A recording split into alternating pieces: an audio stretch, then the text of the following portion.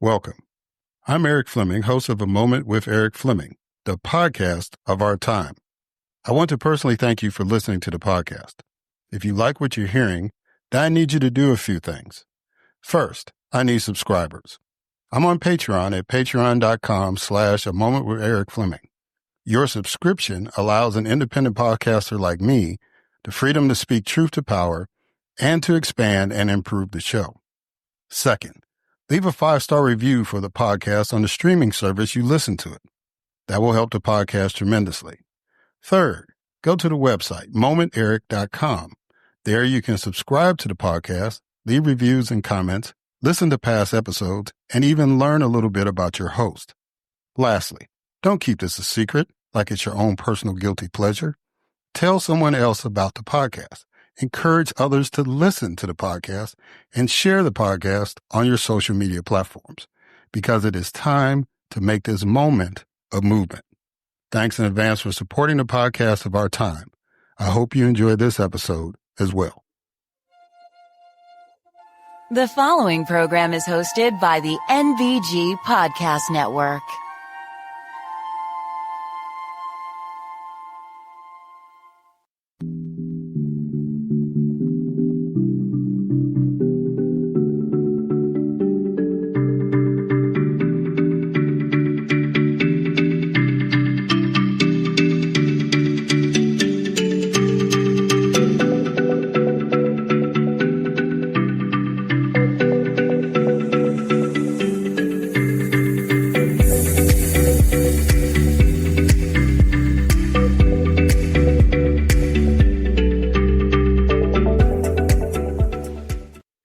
Hello, and welcome to another Moment with Erik Fleming. I am your host, Erik Fleming.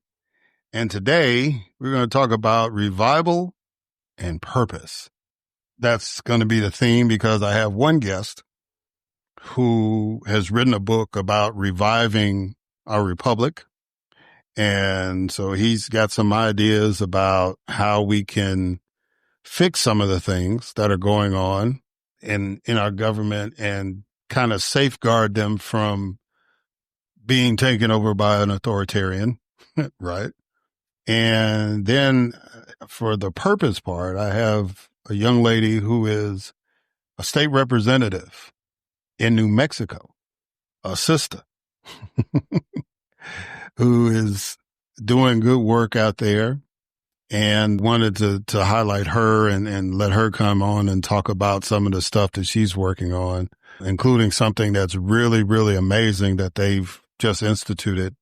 And the timing couldn't be perfect to have her come on to explain that a little bit. So again, the theme of this podcast is revival and purpose. And I hope that you enjoy our guests as they talk about those particular topics in their own way.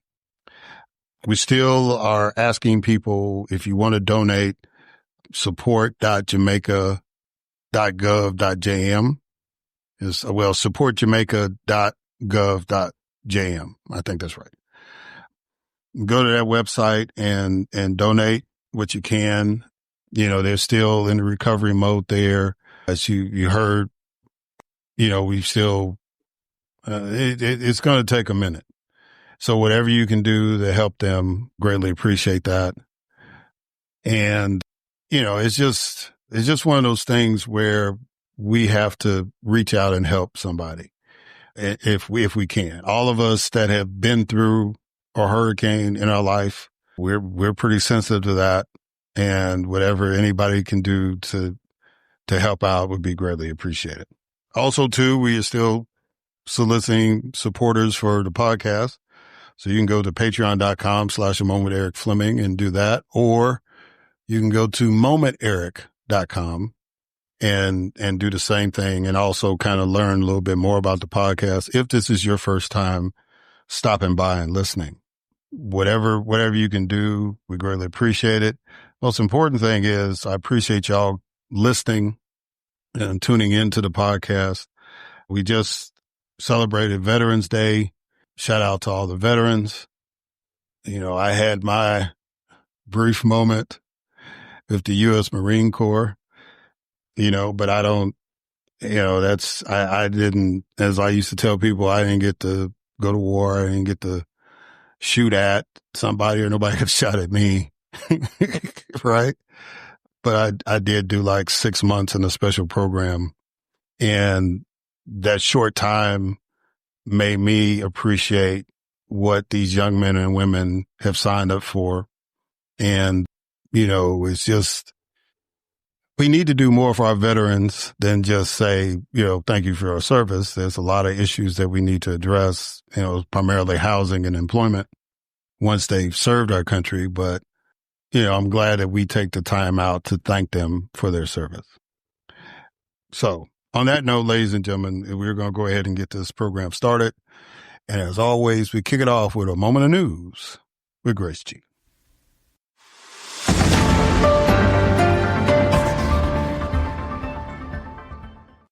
Thanks, Erik. The U.S. Congress approved a compromise to end the longest government shutdown in U.S. history, restoring funding for federal agencies through January 30th. Democratic Representative Adelita Grijalva was sworn in by House of Representatives Speaker Mike Johnson 7 weeks after she won a special election in Arizona. The death toll from Hurricane Melissa across Jamaica, Haiti, and the Dominican Republic has risen to 96. President Trump pardoned Rudy Giuliani, Sidney Powell, and dozens of other allies accused of trying to overturn his 2020 election loss. The U.S. has escalated military tensions with Venezuela by deploying the USS Gerald Ford aircraft carrier strike group to the Latin American region. The U.S. Supreme Court rejected an appeal by a former Kentucky county official seeking to overturn its landmark 2015 ruling that legalized same-sex marriage nationwide. A federal judge ruled that President Trump unlawfully ordered National Guard troops to Portland, Oregon. A Utah judge threw out a new Republican-drawn congressional map and adopted an alternate likely to create a Democratic-leaning district. The head of the BBC and its new boss resigned following accusations of bias, including the editing of a speech by President Trump.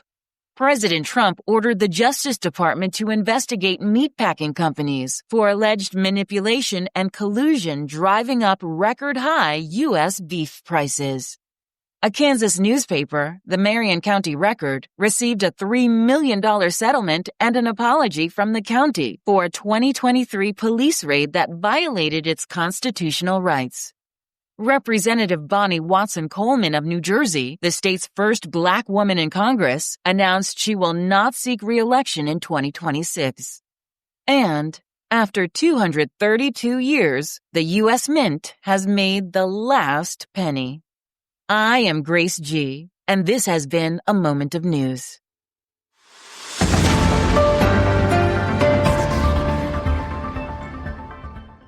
All right. Thank you, Grace, for that moment of news. And now it is time for my guest, Michael Bedenbaugh. Michael Bedenbaugh is an American political commentator, author, and former congressional candidate whose work explores the intersection of history, governance, and civic renewal in the United States. A former president of Preservation, South Carolina, he has led high-profile nonprofit initiatives focused on heritage, community revitalization, and public accountability. He received the Order of Palmetto by Governor Henry McMaster in 2021. A veteran of the U.S. Navy and a frequent speaker on constitutional values and political reform, Michael brings a uniquely grounded perspective shaped by service, scholarship, and public leadership. He is the host of Perspective with Mike Bedenbaugh and the author of Reviving a Republic, 95 Theses for the Future of America. Ladies and gentlemen, it is my distinct honor and privilege to have as a guest on this podcast, Michael Bedenbaugh.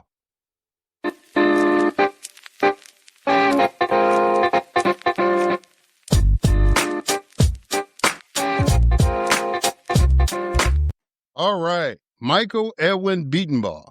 How you doing, sir? You doing good? I'm doing great, Erik. How about yourself? I'm doing fine.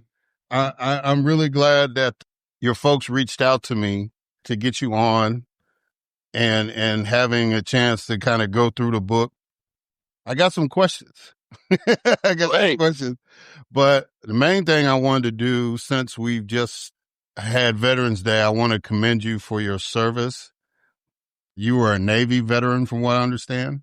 Yes. Yeah. Yes, I was. So I just wanted to make sure I made that acknowledgement to you. Well, thank you. So how I normally go about this thing is that I start off with a couple of icebreakers. The first icebreaker is a quote that I want you to respond to. Okay. All right. The quote is, "The strength of America has never been in grand gestures or applause. It is in the steady courage of citizens who uphold the principles of liberty, accountability, and responsible governance." Well, that's the goal, isn't it?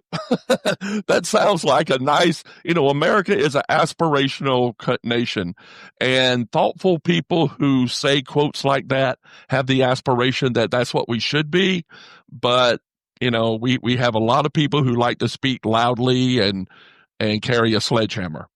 So, that's why a citizen involved nation is why it's so important, because what makes this nation work is when people stand up against the winds and ensure that mission of aspirational liberty always is in the forefront. Yeah. All right. So now the next one is what I call 20 questions. So I need you to give me a number between 1 and 20. 18. What's one thing we might all agree is important, no matter our differences? That we love our children. Okay. That's a good one. That's a good one. No matter where I travel in the world, that is always a unifying humanity I always see. Yeah. Being a parent is a magical moment. There's no doubt about that. Especially when you've seen them become adults. That's really kind of like, there's a comedian, I forget his name, but he says, "I made a person." Yeah. A new human.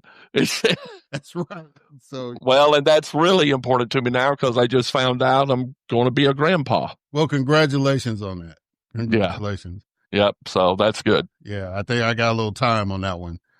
How did a historic preservationist decide to shift his focus to preserving the nation? Because it's the same thing.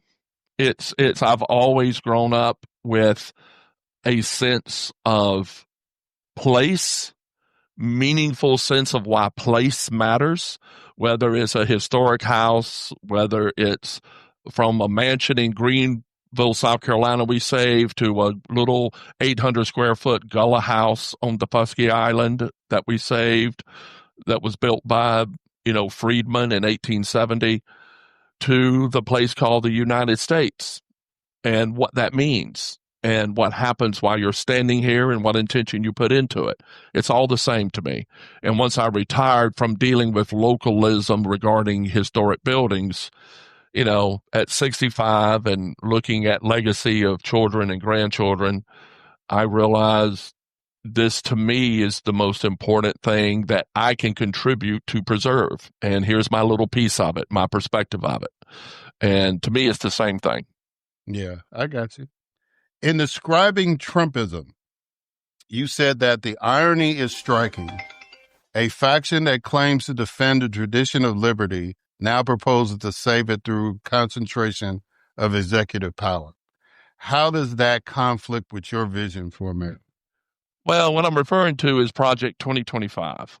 And when I first put my book into an official form, I've been working on it for 10 years, but my book, Reviving Our Republic, 95 Theses for the Future of America, my focus has always been in the American tradition of divided power, of localism, of power coming up from the people, from the states who are the members of the federal government. And the Project 2025 mistrusts that. They communicate clearly that people need to be regulated on what they think, how they worship, and only a one way of worship and one way of entertainment is better. And that needs to be engineered and governed and best to be governed through a strong executive. And it is the most un-American thing I've ever heard. But it's also not surprising considering the past 50 years we've forgotten how to teach civic education. Yeah, yeah. And that's a key thing. And I've been very fortunate to have people who have been stressing the education part. And, I think a lot of people, especially when they're younger, take it for granted. And now in this day and age, I think it's really, really vital that people have some kind of political efficacy, whether it's, just a basic understanding or they're political junkies like us, right? Yeah. They kind of need to understand how this thing works to know. That's right. That's right. Why did you decide to mimic Martin Luther's 95 Thesis in putting together your book, Reviving Our Republic? And that question means a lot to me. I grew up Lutheran. Oh, there you go. Yes. You're my audience. Well, I was warned when I was telling people what I wanted to do. I grew up in a Lutheran area. My German ancestors came here as Lutherans. They shifted over during the Second Great Awakening to become Methodist. But so I'm just a history nerd, and I like the symbolism of it. I like the notion of Martin Luther by himself standing up against a corrupted 16th century Catholic Church. And I kind of related to that and the power of one person to make a difference. And so I used it. I had to think of things to fill out the 95 Thesis and make it work, but I stayed, honoring that. Yeah, yeah. What was it about Washington's farewell address that inspired you to write the book and make it the foundation for your reform? Well, first of all, I think Washington was our most important founding father, without a doubt. America, as it exists today, would not exist without George Washington at the helm of decision-making in the late 18th century. And without going all into the stories of it, but basically when you look at all revolutions around the world where people overthrew a governing structure, it usually ended up turning immediately into a bloody civil war and chaos after they took power. People who know how to tear down things don't know how to build things. We were fortunate that we were led by people who understood how to build things. But because of Washington's influence, our, what I think, inevitable civil war, because of the conflicting issues of liberty and enslavement, was forestalled 7 years. To where constitutional order and rule of law could be set into a way that would continue after the Civil War. And so when he left, he realized the things that the Constitutional Convention had missed, the power of parties, these sort of things. So he gave his farewell address to say, all right, Franklin said it's a republic if you can keep it. Here's how I think you can keep it. Watch out for these things. And I really became aware of that during the 2015 when I saw the first Republican primary debate when Donald Trump was first time on the stage. And I lived in New York in the 80s. I knew Donald Trump. I knew how he acted. Didn't know him personally, but I understood him. And I also understood my people here in the rural South. And I realized we're getting ready to go on a really rough ride. And that inspired me to put all these things together and start working on putting the book together, which I finally was able to do by 2024. Yeah, yeah. So you kind of touched on it when you were answering the quote, but why is it important to view American citizens as architects in this system of government? Well, in my book, I talk about the founders. People talk about the founders of the nation. And in reality, they didn't found anything. What they did have was a entity, an ex-colonial entity made up of all sorts of people from all over Europe and England that really normally would never get along, plus the issue of enslavement, how all of those systems work. And what they did, they constructed an edifice that they felt could house this body of people. And they were restricted by their own 18th century perspectives. but they did give a way to add on to the house. They did give a way to revitalize the property and take care of it. And I consider Washington's farewell address as a maintenance manual on that structure, and one that we have ignored to a fault and to our detriment. Yeah, I get you. And, so you're using the term architect more in using your historical preservationist background. Like an architect is kind of like the maintenance person, the person to make sure that the blueprints are followed. If you want to add something, okay, you got to get our permission to add something or take away something from the building. Well, no, not necessarily. I'm just using it as a metaphor that these people, the way an architect constructs and designs a home or a building, they constructed and designed the Constitution. That's what they did.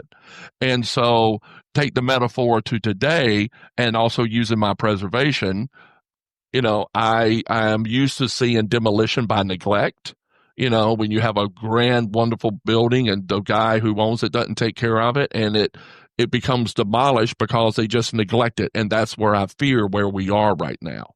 Right. But I do believe the foundation that they put in place is the best and only hope for us to find our way back to creating a civil society that they had hoped would come out of their constitutional convention.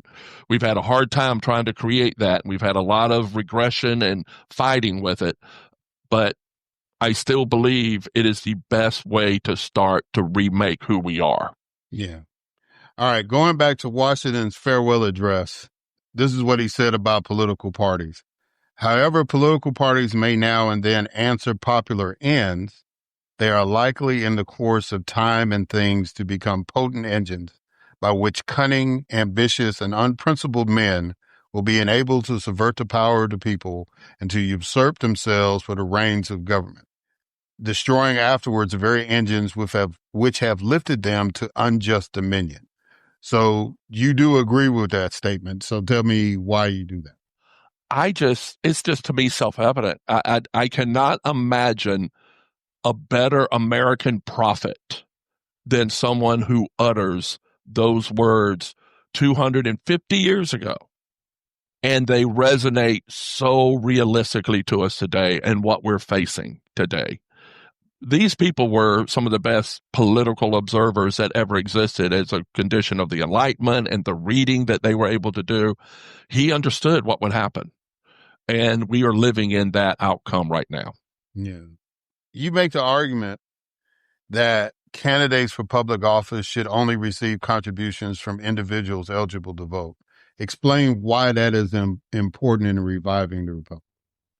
Well, in the book, I have 95 theses, but most of those theses are to give arguments of why the 40 policy points I propose are important. And that is one of the policy points I have.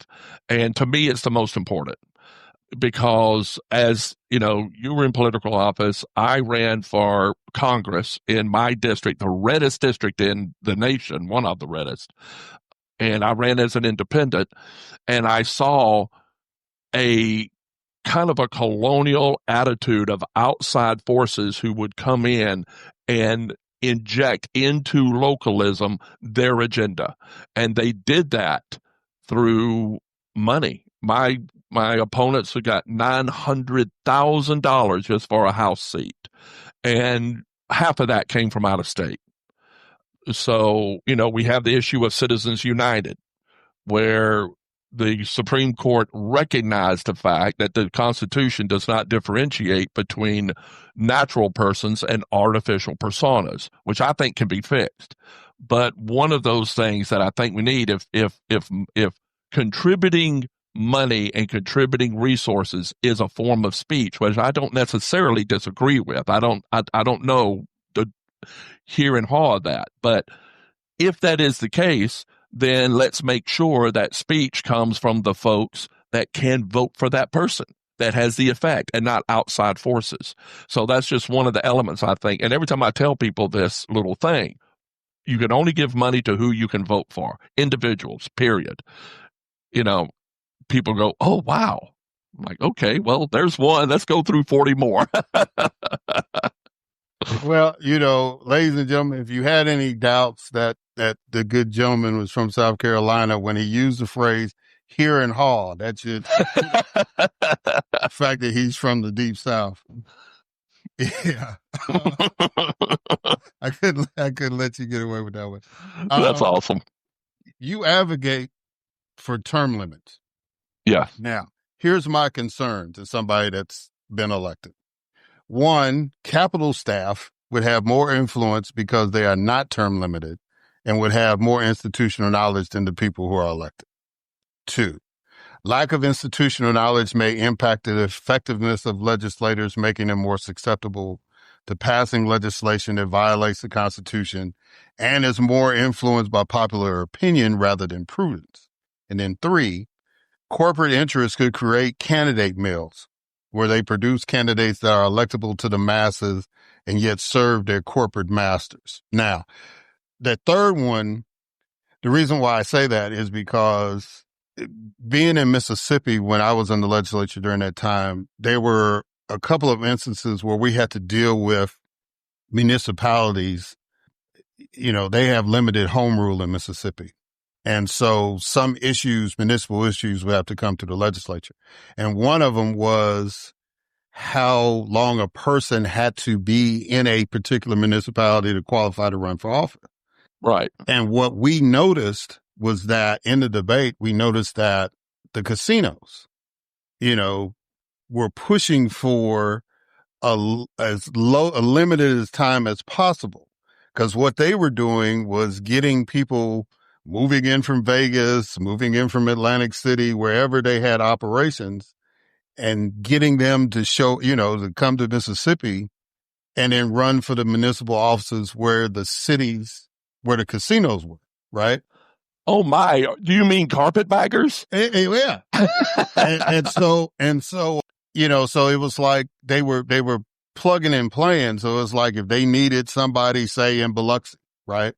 Then they would get somebody in and get them set up, put them on the casino payroll and then, or just transfer them from another casino and then run them for the office. And so they wanted the least amount of time to be a resident in order to qualify them to run for those offices. Right. That's one example. Then the other example I use is Ferguson, Missouri. As tragic as the Michael Brown situation was, it enlightened the world to see how they were operating their local government, because here was a city that was majority African American, but every elected official in the city was white. And people were trying to figure out how that worked. Well, all those folks that were elected to the city council worked for the biggest company in Ferguson, which was some kind of electrical company or whatever. And so because of the tragedy of Michael Brown, that exposed that. And now they have a black mayor and a couple of black city council people and black police chief, all that stuff. So that's why that third example kind of, the term limits might make it more, I'd say, easy for a big financial interest or corporate interest to control an election. But go ahead and rebut those concerns. Well, that's what's happening now. I mean, corporations control the House of Representatives, and these people spend all their time raising money. The issue with term limits, well, several things. We have a permanent bureaucratic state now that is out of control in the sense of they are perpetual. And we need to be able to be engaged constantly to make sure that this perpetual bureaucracy is there for merit and not politicized. There's one thing that we have to do. The other thing is, on the big picture, when you look at who we are as America today, I see the conflict between being a world hegemonic power, of having the world currency as a standard currency for world discourse and economics, and also being a nation that is a federal republic where individual liberty is the most important. Those two entities cannot exist at the same time. And so when I talk about term limits, I'm also, there's 40 policy points in my book. Not one policy point's going to work unless at least 10 or 11 other ones go along with it. which is the decorporatization of our society that is politically active, and take away political power from corporations. We have to do that. No elected leader is ever going to work for the people as long as that's in place, as long as Citizens United is there. So I think the bigger picture is it is vitally important that people who run to represent their people know that they have to have a livelihood, they have to have a job and investment in their community, and they're only taking a period of time out to represent them and then come back. All those other things can be fixed, but the way it is now has so corrupted the political class that I see it as self-evident we need to cut that off. But you're right. Other things have to happen too for it to be effective. Yeah. Yeah. And and there's a certain nobility in the citizen legislator, right? The Cincinnatus, right? Yeah. It's just, that, serving in that body, it was like there were people who were farmers, people that were insurance agents. Of course, you had your lawyers and doctors and all that, but it was just to have that mix of people. You would see fundamentally that the example is working, or the experiment is working, and to kind of make it a career thing, because like in Mississippi we were part-time, and most states are part-time, but there are some states that are full-time legislators, Illinois and Pennsylvania. I used to get tickled all the time when one of them would say, well, hey man, have one of your staff people send me something. I said, you're talking to the staff. What are you talking about? Yeah. Yeah, South Carolina is part-time too. And I want to reiterate, my book is focused on the federal government. I was in city council in my hometown of Prosperity of only 800 people.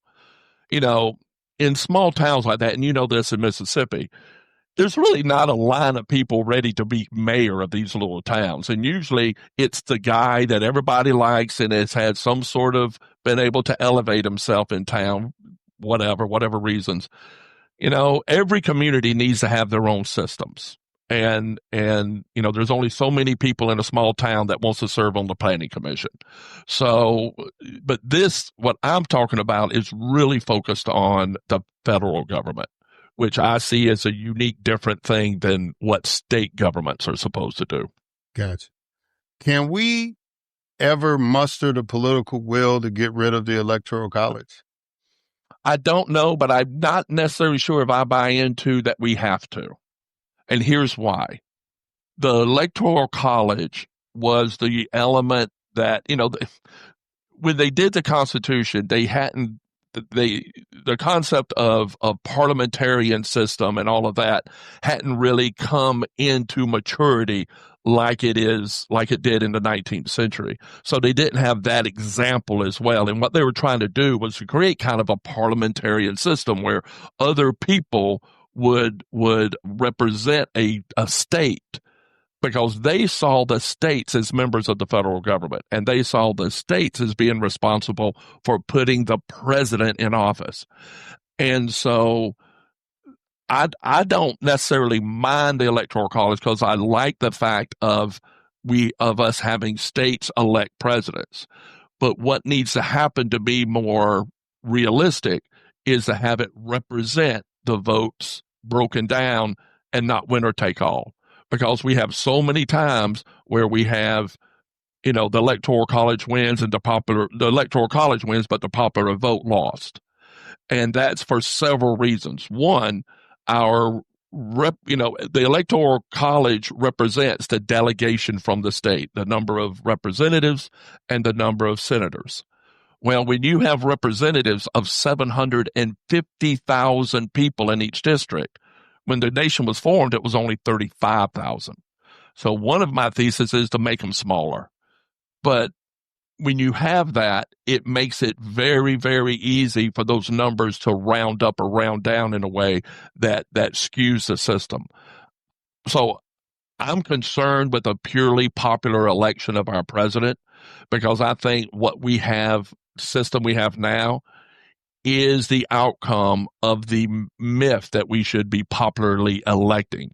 Because when you have popular elections, you tend to have short-term trauma reactions that people tend, get into a trend, short-term reaction that could not be good for the whole body politic.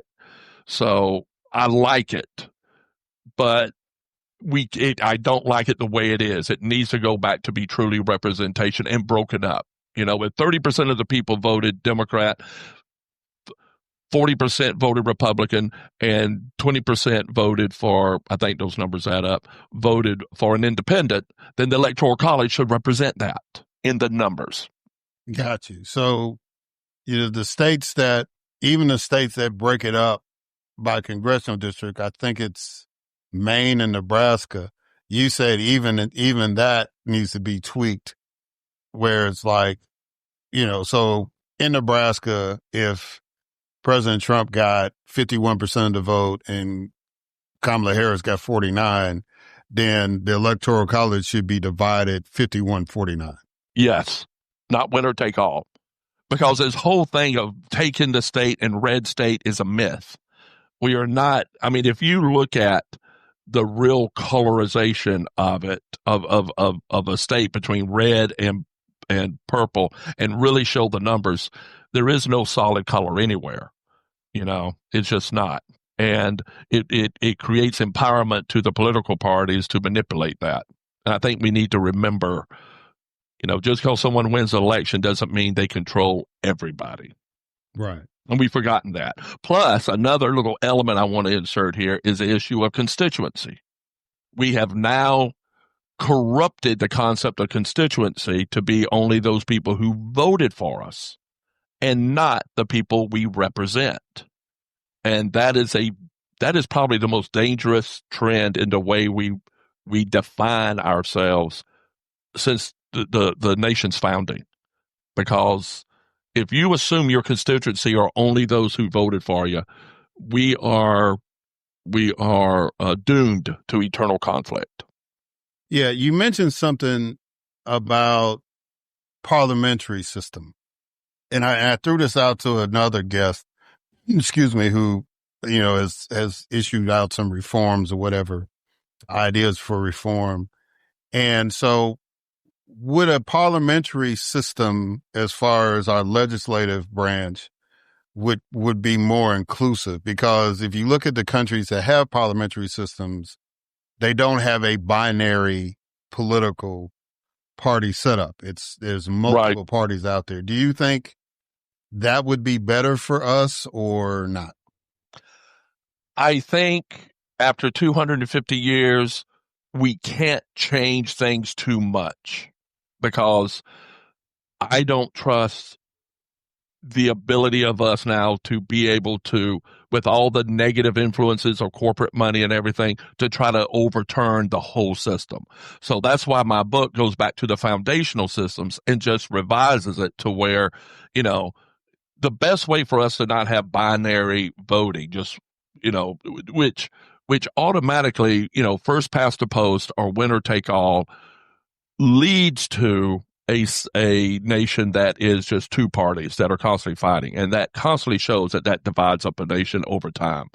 And so that's why we have to have voting reform, like ranked choice voting, like popular vote, that sort of thing. And states need to do more of that, and it would help empower other parties to come along. But again, all these other elements have to happen too, to help make all that work together. But it would be, we need to have more. I love the idea of the Congress should have coalitions of parties to get legislation passed instead of dictates from the cloakroom of the caucus of one major party. That's part of our dysfunction. Yeah. So this last question I'm going to ask you in the spirit of what I've always noticed in science fiction. So science fiction to me is basically societal reform encapsulated in an entertaining story, right? Mm-hmm. And one of the things that we used to, those of us in the Black community used to always notice is that y'all are creating this future, but where are the Black folks in this future, right? And so a lot of times people, when they do particular things. I don't know if they're race conscious or, by design or by, just inadvertently doing it. So the question I want to ask you is, how can Blacks or African Americans benefit from this revived republic that you're proposing? Well, it takes engagement. I live in a place where in the Black population has a lot in the rural areas have checked out of the system. They don't participate. They don't vote. And they feel there's nothing they can do about whatever's going on. So I have absolutely no way I can speak for them at all, or my friends here who decide not to vote. But I do believe that better representation, smaller districts, less corporate money, the needs of these folks in small communities will be better represented, which will then engage these folks to be involved now.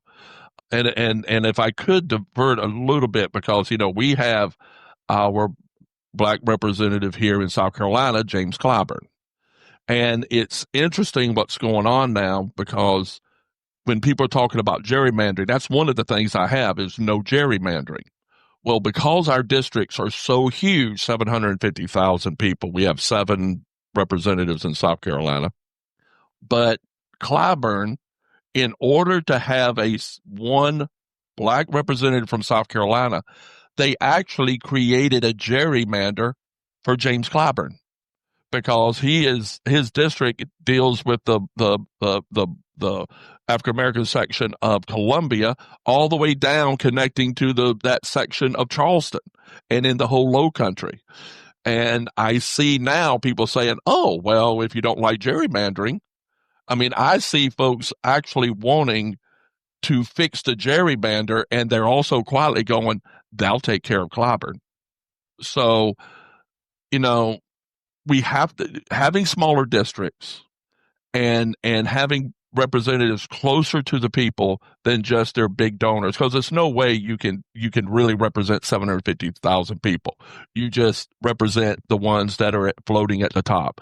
And in the South especially, we know who is floating at the top. And so these folks are the ones pulling the levers.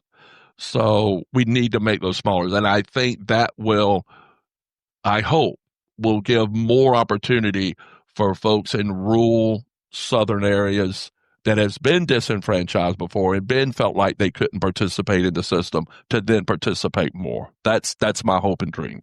Yeah, because, that the whole deal of that was to make sure that the Black population had some representation in Congress, but they didn't want it to be perverse. Like in Mississippi. Yeah, how did y'all do it there? What happened? So in Mississippi is more natural, because the majority of the Black population in the state lives west of I-55. In the Delta area. Right, in the Delta area coming down to Jackson, Mississippi. So the district is pretty much the northwestern part of the state. We're really the western part of the state along the river. And so, it looks easy. And so now there's a guy, I think he's a state auditor. He wants to be governor or whatever. He's talking about, well, we need to get rid of Benning Thompson. So, but Mississippi had that. We had if you draw the districts, like we got 4 in Mississippi. So if you draw them straight across, right, then you'll basically water down the Black vote there, because, everybody's to the west, right? Yes. Now, in Louisiana, when Cleo Fields was the congressman, we called it the Zorro District, because it was a Z that tried to catch part of Shreveport and, go along I-20, then came down to Boot Part to get Baton Rouge and New Orleans. And that's how he got in, because he was from Baton Rouge. And I think the worst one I remember was Melvin Watt in North Carolina, because it was just... Oh, North Carolina was a mess. We couldn't even figure. It was like, bro, how do you even campaign in that district? You know what I'm saying? So, yeah. And then Georgia's, I think, pretty simple, because most of the population is based in Atlanta, but you have a strong pocket in Macon and Savannah. Mm-hmm. So I think that that where they play the games at in the Georgia legislature is the suburbs of Atlanta, and Right. they try to manipulate those. Lucy McBath has run in 4 different districts in the short time that she's been in Congress. Now they've been either labeled 6 or 7, but they've been 4 different configurations. She even had to knock out a fellow colleague so she could stay in. and then she was going to try to get out and run for governor, but she decided not to do that. But it was but I can just imagine her frustration. And David Scott, his district went from basically west of Atlanta and looping around to now he's going east of Atlanta, looping around. But he still had, because he's from Clayton County originally. So Clayton County will always be in the district. And he's never tried to physically live in the district. He just lives in a nice house in Atlanta, but he represents basically his hometown. Gotcha. Yeah, that's right. A lot of people don't realize you can be a representative of a district you don't live in. As long as you live in the state. As long as you live in the state. And what's interesting also is, the whole district thing, it originally wasn't that. It was originally at large, and people will vote for their top whatever. If your state can produce 3 representatives, then if you had 4 people running, the top 3 voters got to do it. So I don't know if that would help fix it, but in the southern states where we live and where we are affected by, we have that conundrum of the past where the black population is still socially isolated to some degree socially within the state and desire representation to represent their interests that a lot of folks don't relate to that look like me. So we have to figure that out. I think gerrymandering is a terrible thing, but I think it will be less impactful if we make smaller districts. Because I know if we had smaller districts in the state, we would have several black representatives to represent the low country without having to gerrymander into areas. But being in a place like ours with a history like ours, it isn't easy, man. It takes work, it takes challenges, and the problem is people have forgotten that it takes a lot of work. And now we're starting to realize it because we're seeing the outcome of a lot of lazy planning on what we're dealing with now. Well, as somebody that was accomplished to the crime of gerrymandering, because virtue of my position in the legislature, I had to participate in a redistricting, and yeah, it's not pretty. It was like the biggest thing we had to do when I was in Mississippi was try to pare our districts down. When they created a lot of the districts, they were like super black districts. When I first got elected, my district was like 85% black. Mm-hmm. And so in the redistricting, I submitted my proposal and they kind of took a variation of it, what I requested. And so it pared it down to 65% black. Because what you do with that gerrymandering, it was like, okay, well, the emphasis was we got to get more black legislators because the state's like 40% black. Okay, that's a noble thing. But what you did, if you were a Democrat, was you created all these Republican districts, right? Yeah. And eventually Mississippi was the last state to flip to be all Republican and as far as the state house goes. Mm-hmm. But that, because of what happened, that led to that possibility. So, like you said, it's messy.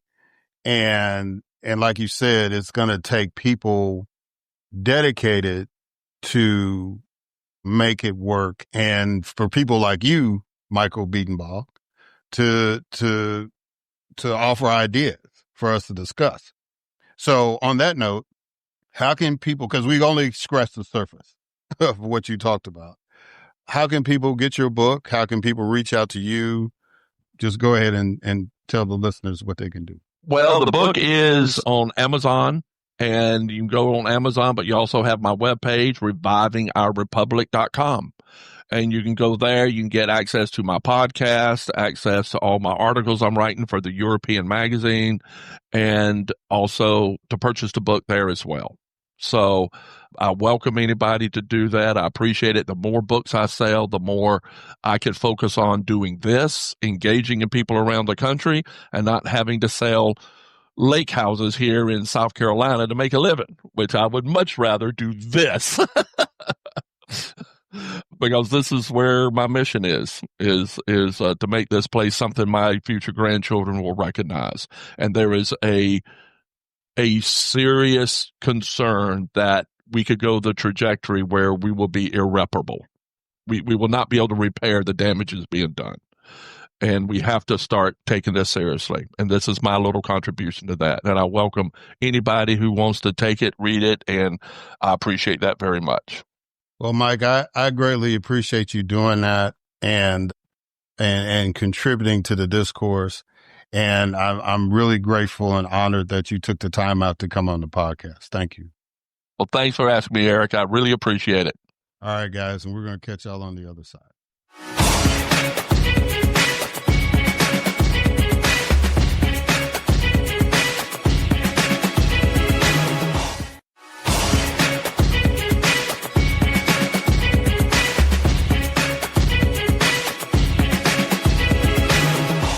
All right, and we are back. And so now it is time for my next guest, Representative Pamelya Herndon.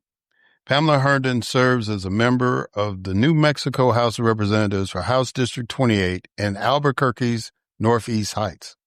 She sits as vice chair of the Health and Human Services Committee and as a member of the House Appropriations Committee.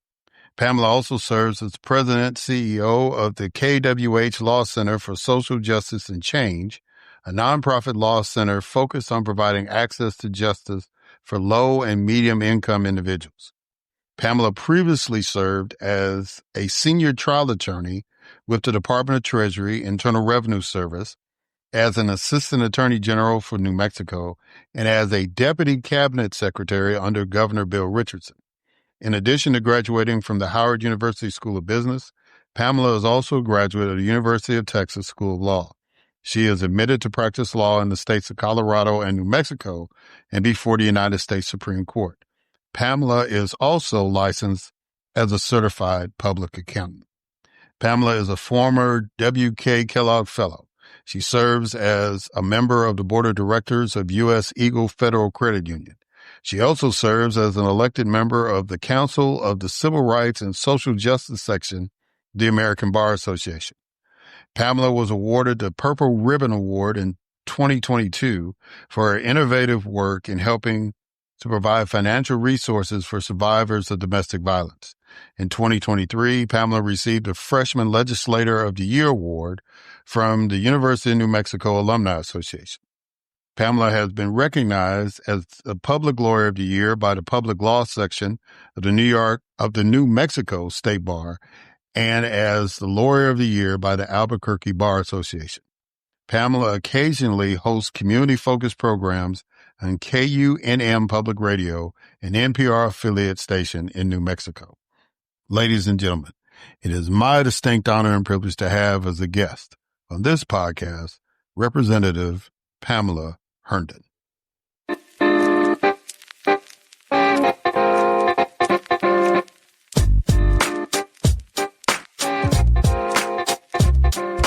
All right, Representative Pamelya Herndon, the Honorable Pamelya Herndon. How you doing, ma'am? You doing good?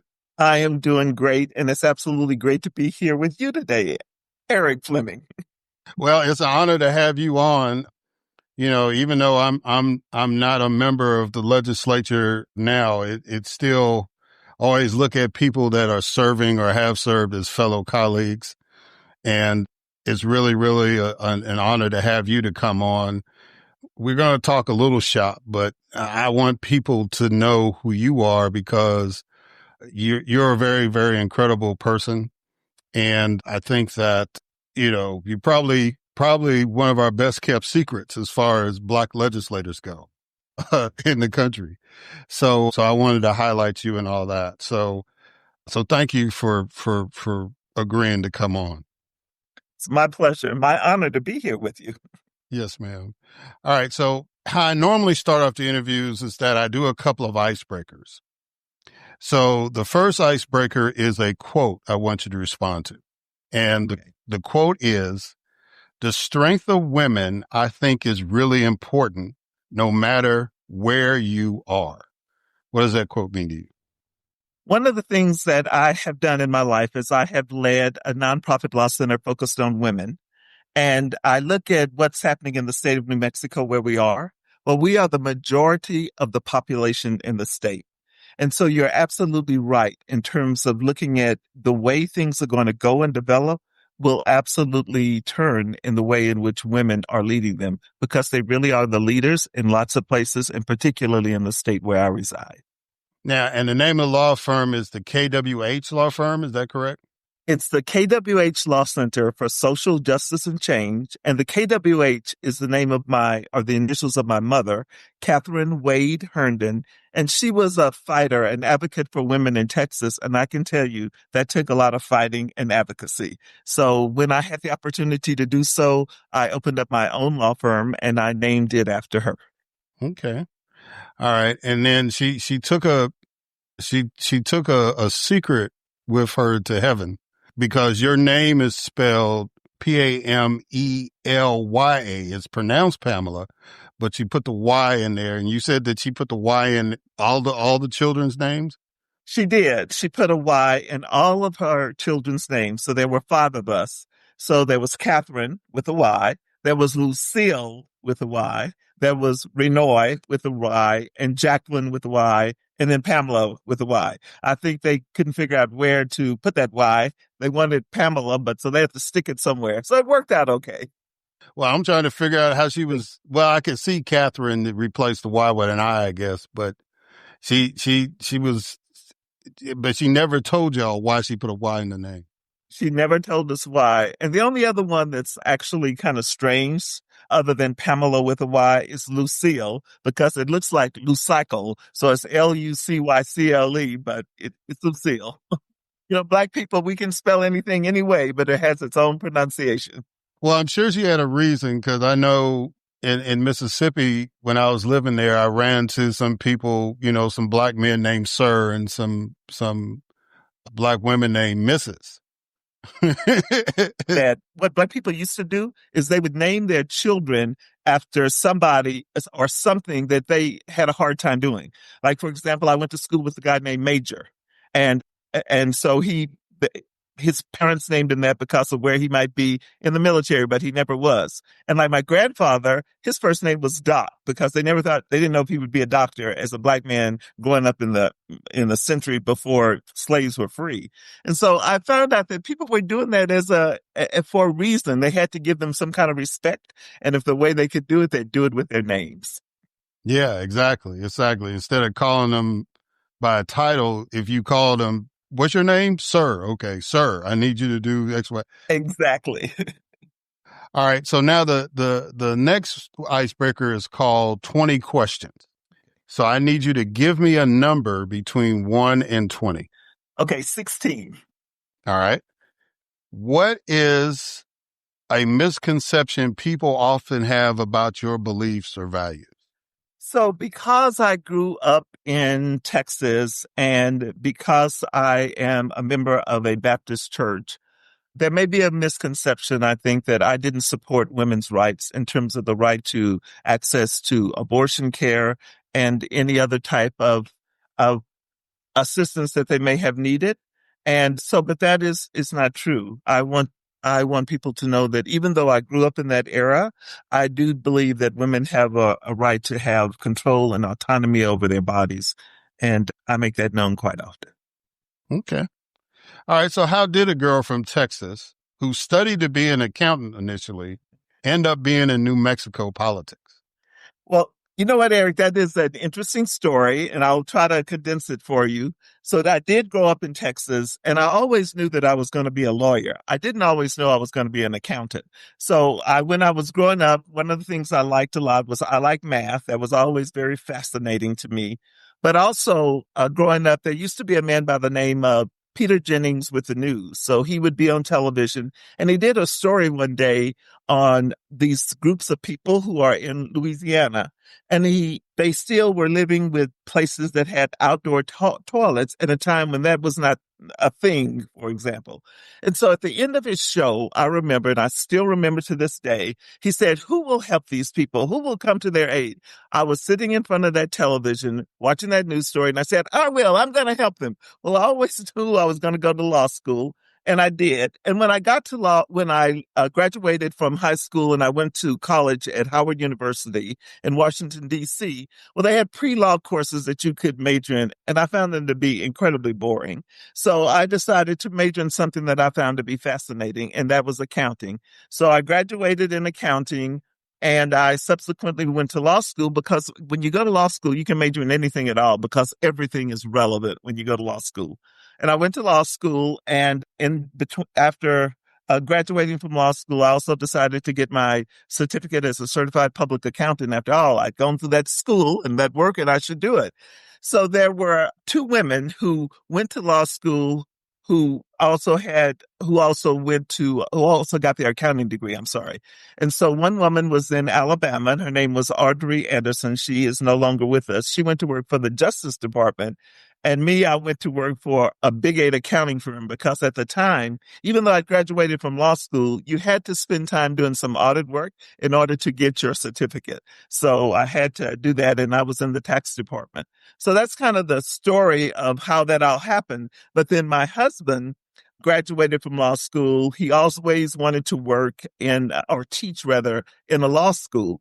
And when he graduated, he went to work at a large law firm in Denver, Colorado. We both decided on Denver as a place away from his family and my family because we thought if this marriage was going to work, we need to find out how to make sure that we were talking to each other.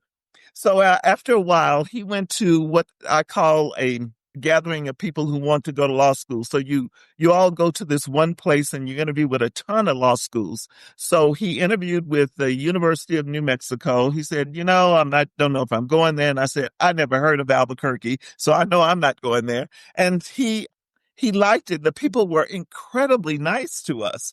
So we ended up here in Albuquerque, New Mexico, and we've been here ever since. And I love being here. Yeah, and you got there, in 1983? Is that right? We got here in 1983 after our first child was born. That's absolutely correct. Okay, because I was the reverse. I went to Jackson State, and I was a business major, but it was accounting that made me say, maybe I need to stick with my first love, which was politics. So I stayed a summer for summer school to switch majors and ended up being a political science major when I came out. So, and then there was something else you said. Well, I'll go ahead because one of the other fascinating things about how you ended up in this position was that it was a succession. So Deb Haaland, is that her name? Right. Deb Haaland. Yeah. Right. So she was. No, so she got appointed by Biden to be the Secretary of Interior because she was in Congress. Yeah. And then Melanie Stansbury, is that her name? Stansbury? Right. It is Stansbury. Stansbury. So she was the state representative, and then she ran for the congressional seat and won. Right. And so then the county commissioners said, we're going to call Pamelya Herndon and appoint her to be the representative. So when they reached out to you and offered you to the position, what were you thinking? How did that come about? Well, what you should know is I had been involved in the Democratic Party for a while after getting here. And I had known Deb Haaland when she was actually the chair of the Democratic Party.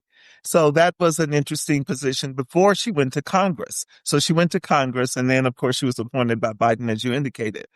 And I knew Melanie Stansbury's sister because her sister was the judge of the probate court. So I'd known the family for a while before I ever met Melanie.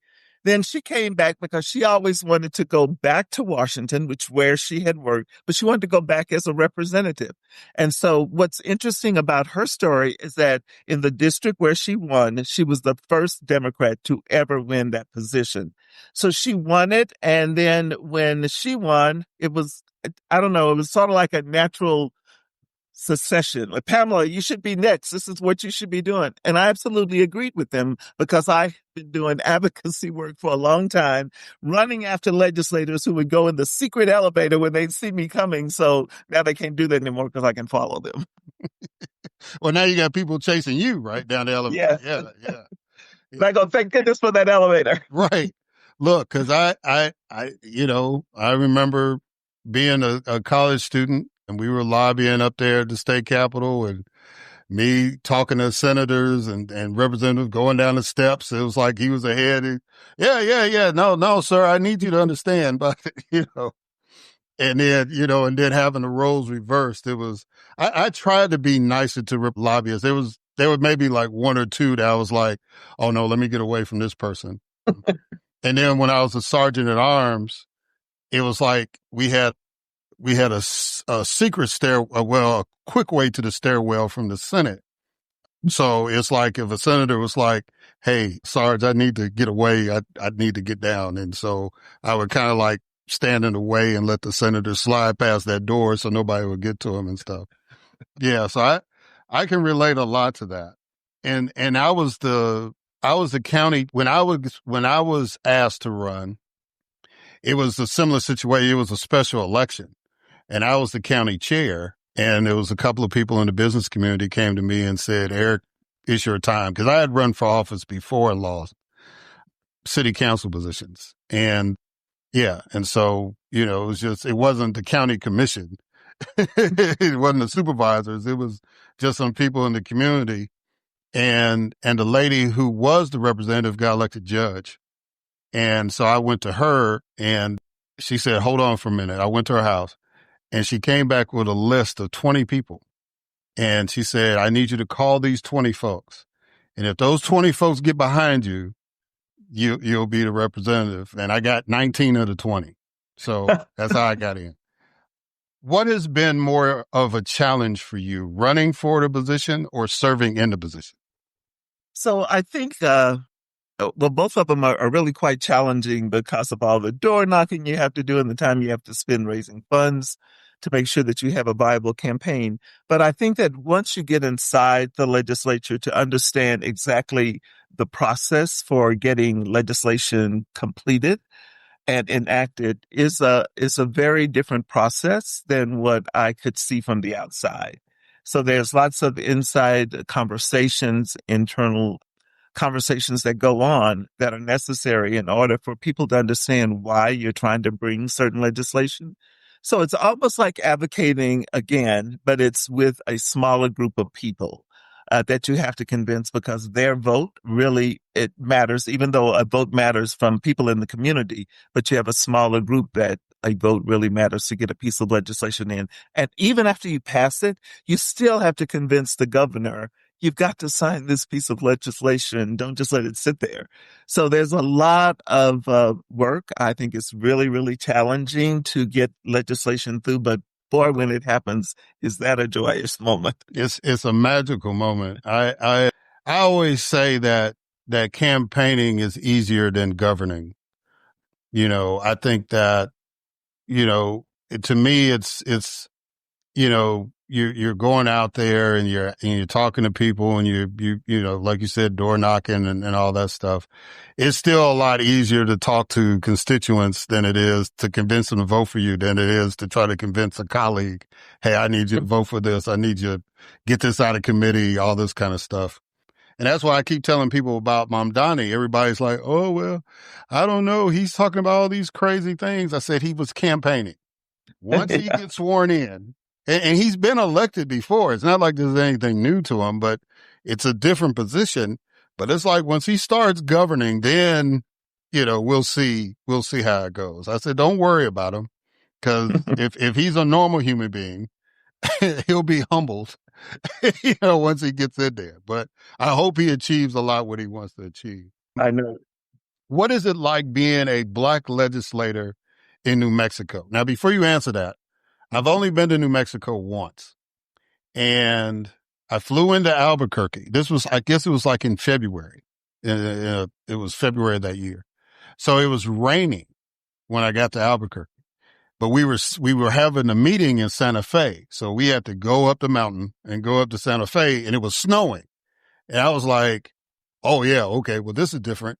But it was like San Francisco. It was like people were wearing sweatshirts and shorts. You know what I'm saying? It was snowing outside. So I said, wow, this is pretty unique. Now, I didn't see too many people that looked like me when I was there, when I was in Santa Fe, but I assumed there were some folks there because we went to a club and the DJ played MC Hammer. I guess maybe he saw me out there. I don't know. And he played the MC Hammer song.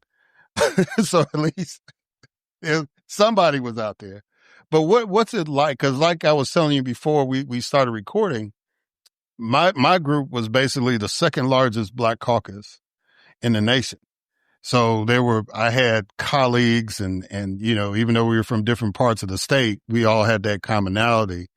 And we were like a really big block, you know, as far as determining who the speaker was going to be and trying to get certain things passed.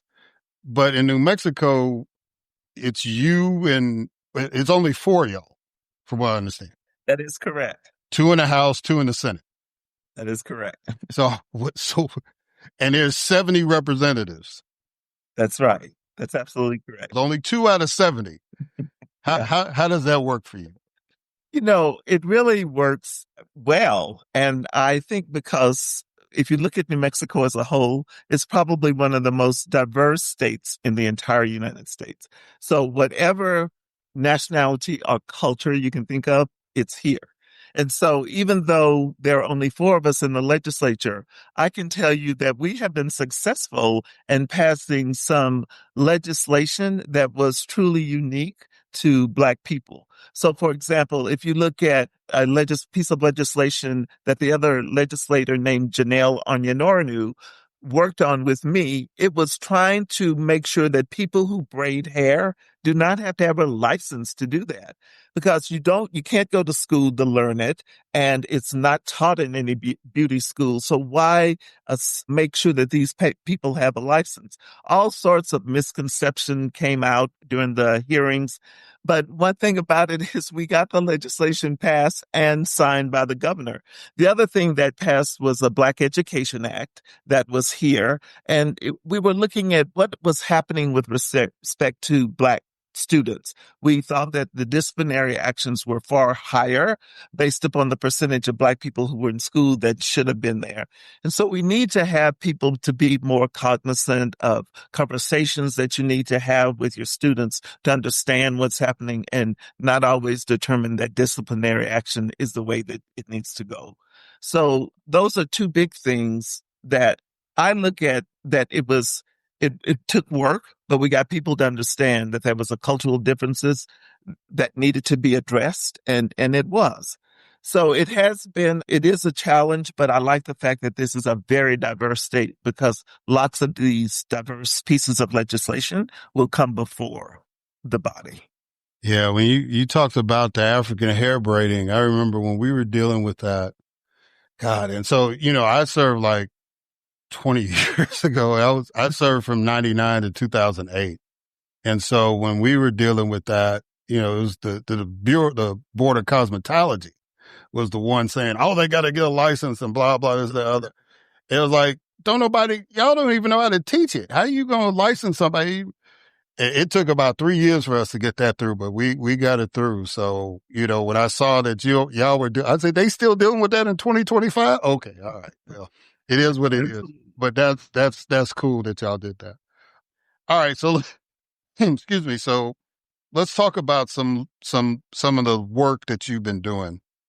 So New Mexico just became the first U.S. state to offer free childcare to all residents, regardless of income, through state vouchers. Now, this seems like it's got your fingerprints all over it, but explain how this will work, and do you think this would be a model for other states? It is going to be a model for other states. We are in a formation stage right now. The way the provisions are set up, anybody, regardless of their income, can apply for this assistance so that you don't have to pay for any childcare at all. And this is really important in a state that is about 45% of the population is comprised of people who are on Medicaid, which is low income health insurance. So I think the biggest concern right now is why are we putting people or allowing people who can actually pay for childcare also be a beneficiary of this? Maybe there was something else that could be done with that part of the money, but we'll see because it's something brand new, something that we're trying. And I think it will be a step in the right direction for other states to follow. But we are sort of like the pilot program, to put it in another way, to see how this will work out. I'm excited that we're the first ones to take this step because New Mexico is often last in everything in terms of statistics and data. But on this instance, we are coming out first. So I know that Mexico, like you said, is, one of the states. It has a unique distinction is that it actually gets more money than the federal government than they actually pay into taxes. So that would indicate that the state is kind of struggling economically, but a good percentage of the people in that state work for a living. And so was it kind of an outcry from the community to do that, or did you and some other legislators just look at it and say this makes sense? How did y'all decide we're going to do it first here in New Mexico? So one of the things that was happening, we have an organization, a governmental entity called CYFD, which is the Child, Youth, Family Division of our governmental entity here. And so there've been a lot of instances where children had maybe died or been in a situation where they should not have been. And so this was a step to make sure that all children, no matter where or what their home situation was, would have access to universal child care. And in that universal child care, these are also supposed to be the first steps to help make sure that we're raising a reading level, for example, of our children. So by the third grade, they would all be reading at 100% of grade level. So this is a bigger, broader step of making sure that our children are ready to move forward and taking their communities to another level. So we're starting early. And like I said, it didn't matter what your cultural background or what your zip code was or how much money your family had. We were giving all these children the same opportunity to step at the same time to improve their lives. Yeah. Yeah. Well, that's cool. I hope that it works out. And I do hope that the other 49 states, including the District of Columbia, jump in on that.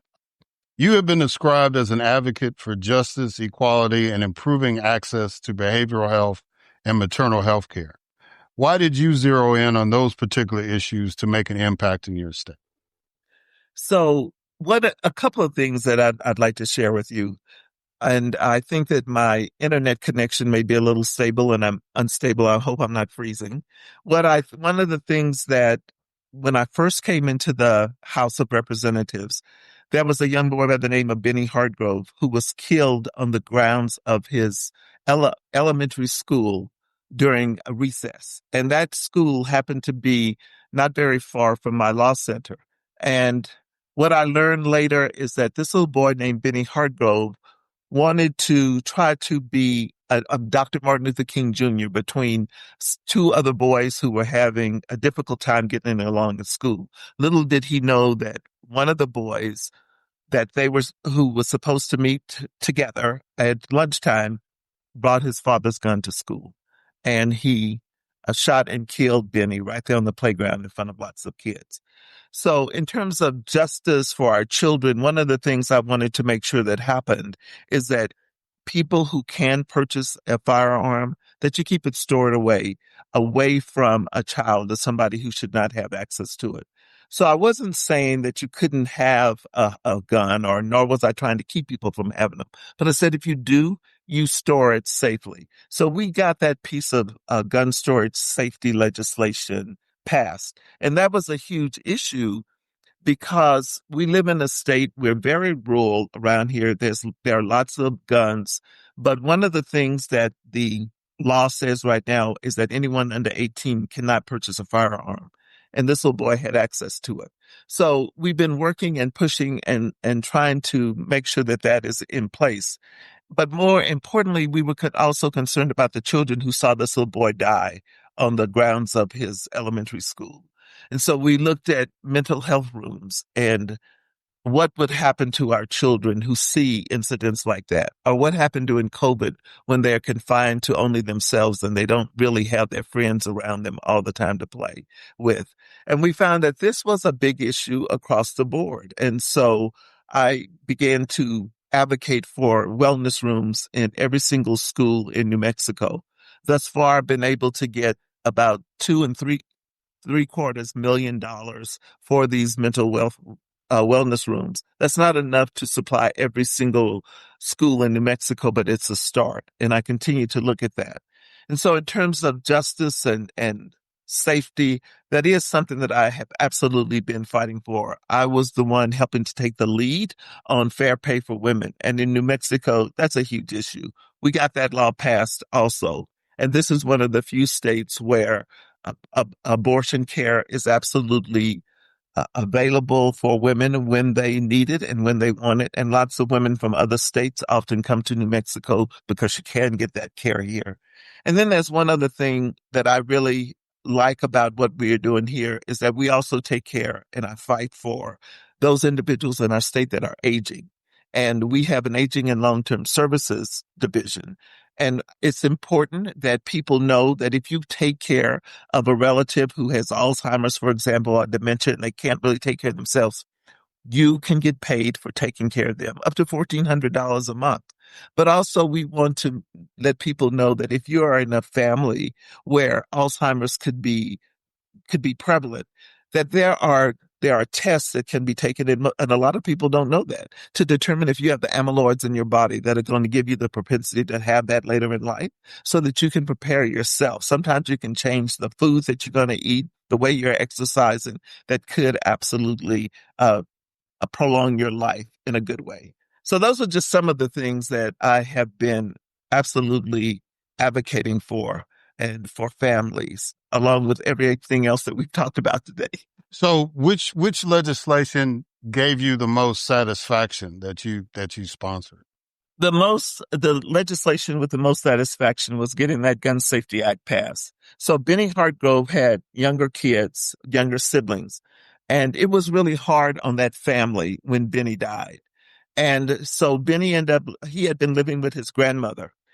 So that family was in such, a state after he was killed that we needed to do something for him. And so the other thing that we did is to name a park after Benny Hartgrove, which is located very close to the school where he was killed. And so I've been making sure that I give money to Parks and Recreation Department to make that a very viable playground. And not only that, it was important to me to have something called a bench of reflection in that park, so that if people are going to go do something, that you sit on that bench before you do it. Particularly if it is going to cause the harm to yourself or to others, that you think carefully about what you're doing before you go in that direction. So I'm really happy that we got that park renamed after him. And that was not easy, Erik, I want you to know. And that was the most rewarding thing because it was good for the family. And that was most important. For his grandmother, she said, please don't put the word memorial on that park anywhere. Benny was a young, viable elementary school student, and I want him to be remembered that way. So it's called the Benny Hartgrove Park, and there's no word memorial in it anywhere. That's awesome. All right. So my last question, because I look at you and others that are serving now as role models for me, because when I served, there was political tension, but it wasn't anything like this. And, so I think it's commendable that you and others are trying to do the right thing in this climate. What motivates you to keep pressing forward, even though this climate is very volatile? One of the things that I recognize in the work that I'm doing is that it doesn't matter whether you are a Democrat or a Republican. we all have to eat. We all need a place to live. We all need to have transportation. And so I think of it in that way. And that's what motivates me. I'm not doing something just because I'm a member of one party. I'm doing it because we as people need to grow together. And I say, if we work together, we can accomplish many things together. And let me just give you one incident. So right now, there's an organization called Women in Government, and there are supposed to be 2 Republicans and 2 Democrats from every state to be a part of this. Well, one of the things that I worked for when I was tapped to be a part of Women in Government is to make sure that New Mexico had that. And we do. We have 2 representatives from the Republican Party, 2 from the Democratic Party. And no matter how crazy things seem to appear, we tend to work together. And I think that we try to get the people around us to work together also.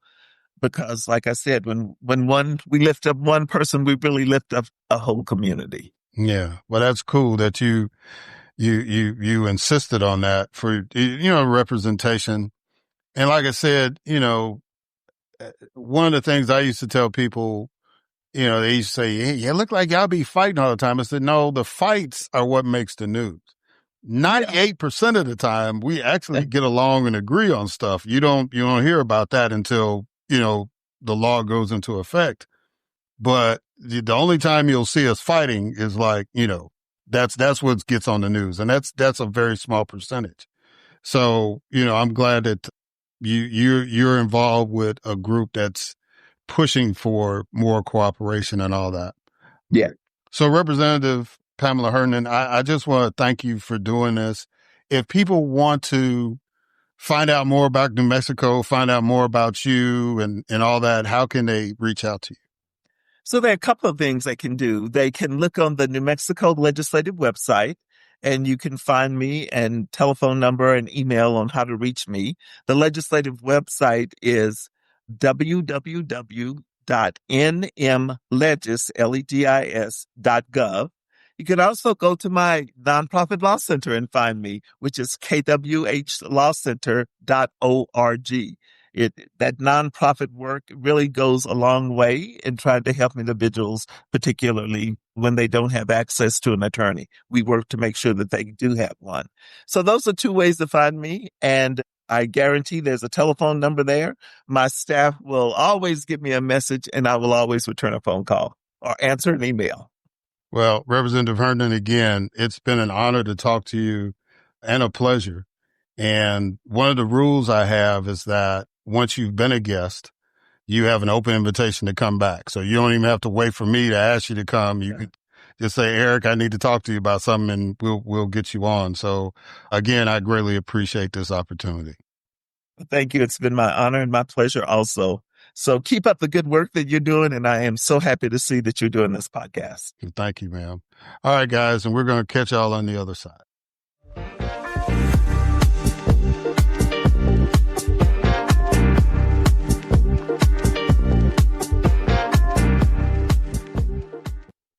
All right, and we are back. So I want to thank Michael Bedenbaugh and Representative Pamelya Herndon for coming on the show.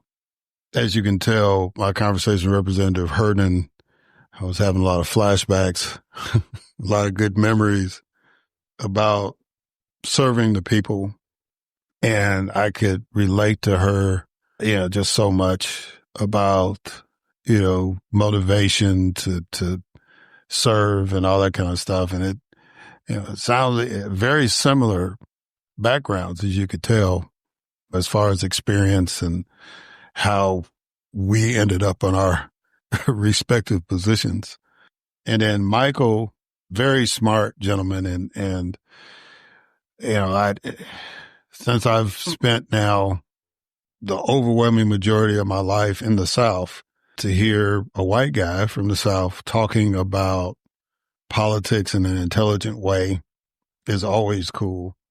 Doesn't necessarily mean that we're going to agree on everything, but, it's just all about the conversation. And, as he stated, this is something that he's been working on for a decade.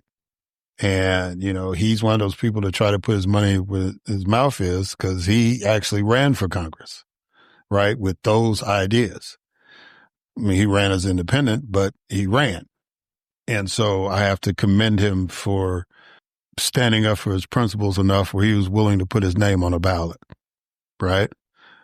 But these are the kind of discussions that reviving our republic. Please get it. I'm a sucker for Audible. I like listening, especially when the author is the one doing the narration. And so Michael's book, Reviving Our Republic, he's doing the narration for it. So, if you wrote the book, you know where to put the emphasis on what sentence, what paragraph, what word to convey the message. So please go out and get that book. And, he's got some pretty cool ideas.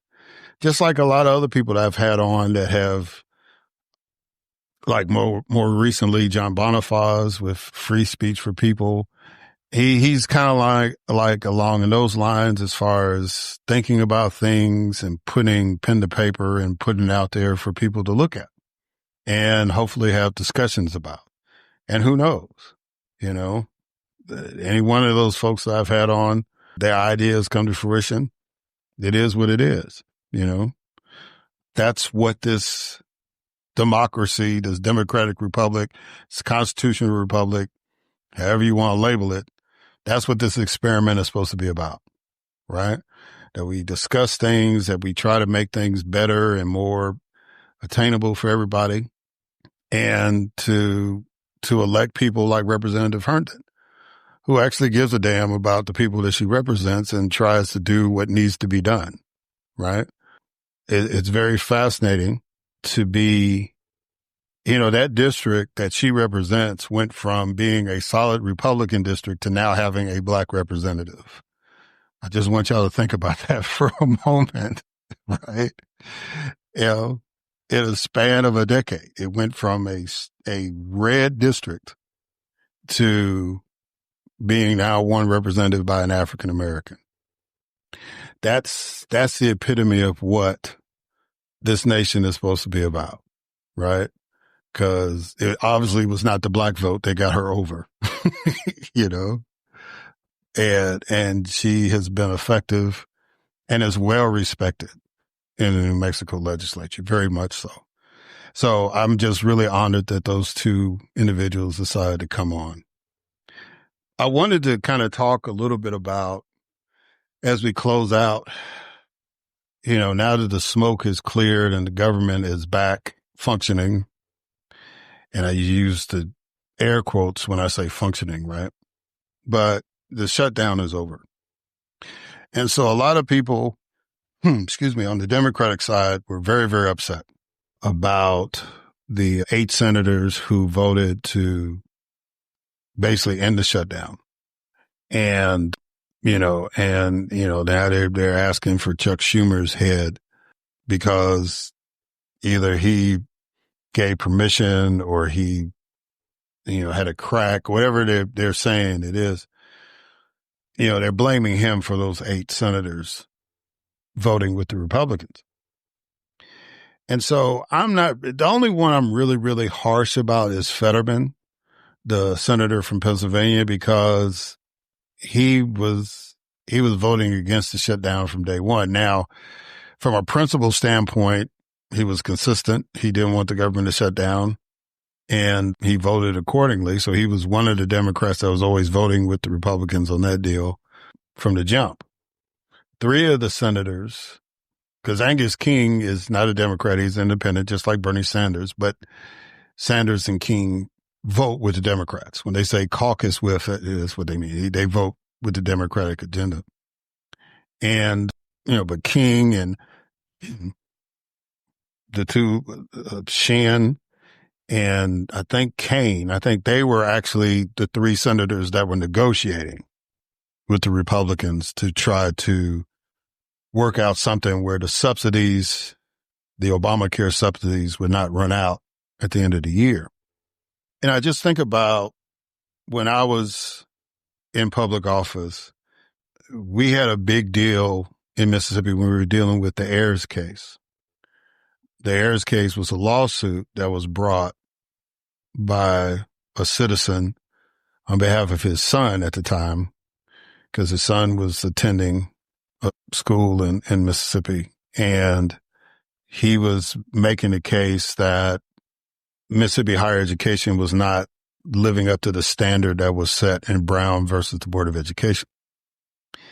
And that the historically black colleges were being underfunded and, kind of being treated like stepchildren compared to Ole Miss or Mississippi State or even USM, right? And so that case went for almost 3 decades before the settlement happened. So one of the plaintiffs that had joined on with Mr. Ayers was Benny Thompson, who is, many of you know him as the chair of the January 6th committee, and he's been a political figure for a long time. He was a student at the time he joined on to the case. I think he was doing his grad studies at Jackson State.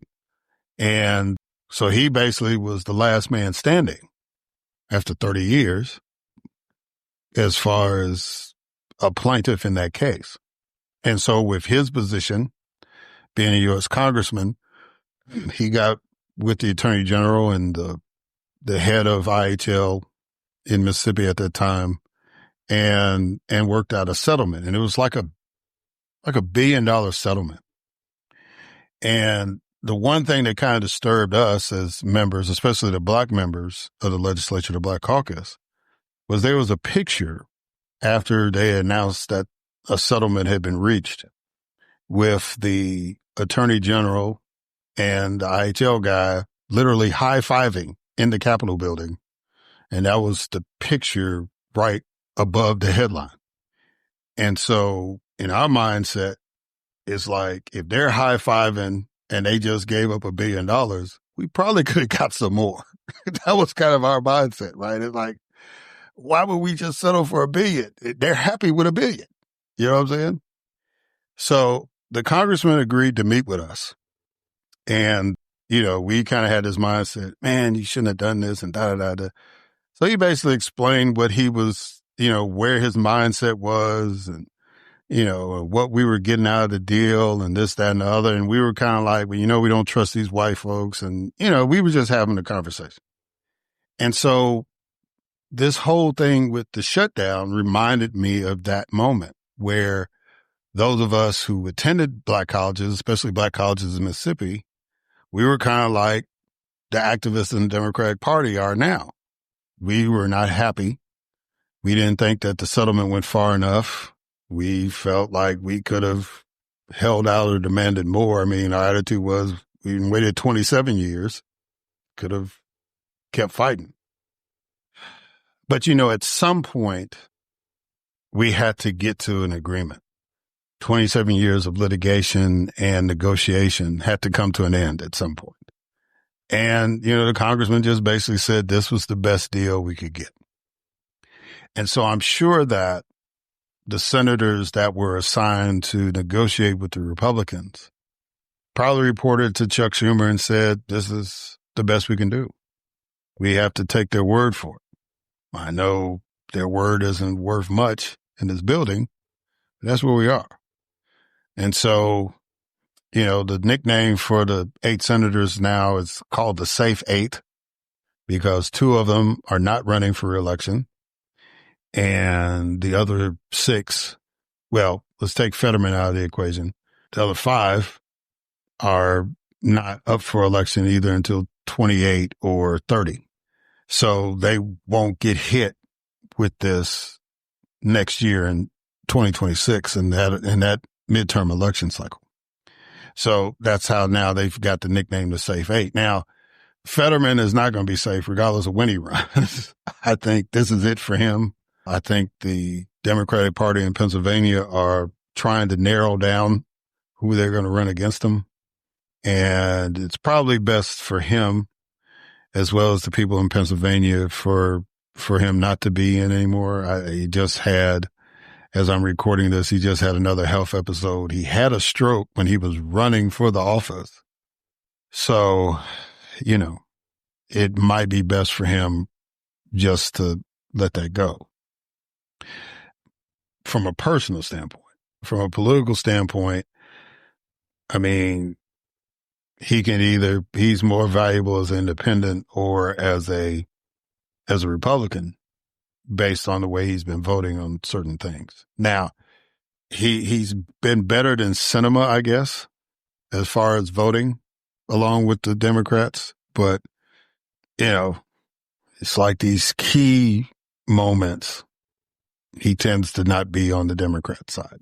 So I'm not counting him in that, but he is part of the nickname, the Safe Eight, since he was one of the 8 that voted to end the shutdown.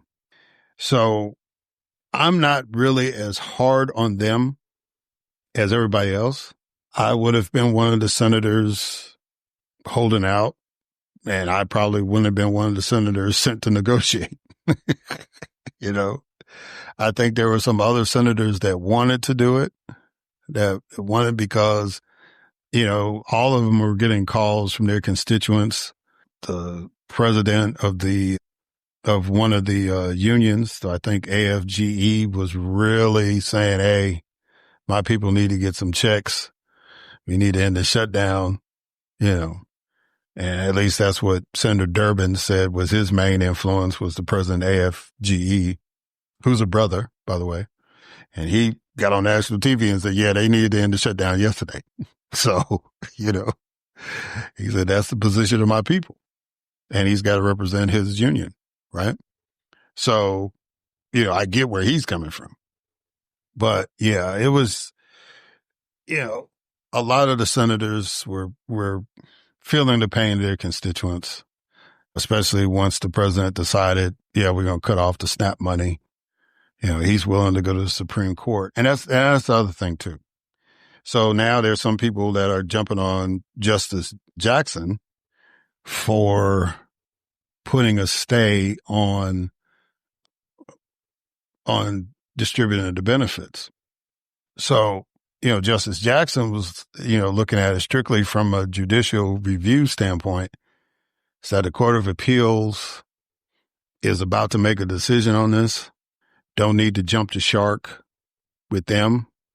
And probably knowing that she was going to vote to say, give them the money. She wanted to be fair. And she just accepted, and just said, let's put a stay on it until the Court of Appeals makes a decision.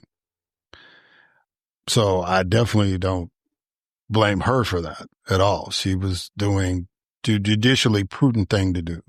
Because if she had gone ahead and made the ruling without the Court of Appeals even making a decision, and then the Court of Appeals came back and said, well, yeah, that's not the way we were going with that, that would have been more chaotic than normal.